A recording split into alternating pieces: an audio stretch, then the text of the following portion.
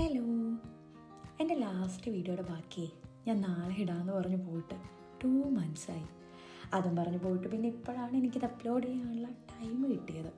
അത് മടി കൊണ്ട് മാത്രമല്ല കേട്ടോ, ഞങ്ങളുടെ ലൈഫിൽ കുറച്ച് ഇമ്പോർട്ടൻ്റ് ആയിട്ടുള്ള കാര്യങ്ങൾ ഇതിനിടയ്ക്ക് നടന്നു.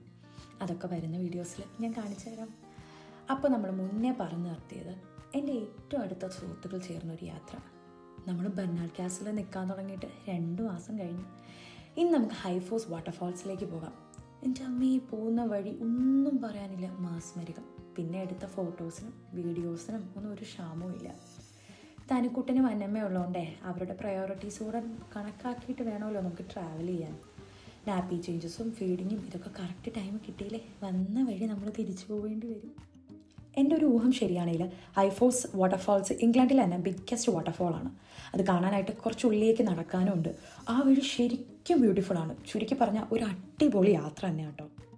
നമ്മുടെ നാട്ടിൽ നിന്നൊക്കെ ഇത്രയും ദൂരം ഫാമിലിയെ കാണാതെ മാറി നിൽക്കുമ്പോൾ നമുക്കൊരു സേഫ് ആൻഡ് ഫാമിലി ഫീലിംഗ് ഇവിടെ തോന്നാനായിട്ട് കുറച്ച് ഫ്രണ്ട്സ് ഉള്ളത് നല്ല രസമല്ലേ. Walking with a friend in the dark is better than walking alone in the light എന്നാണ് ഹെലൻ കെല്ലർ വരെ പറഞ്ഞിട്ടുള്ളത്. ഇന്ന് ഇത്രയേ ഉള്ളൂ. Do like, share and subscribe to my video. Thank U.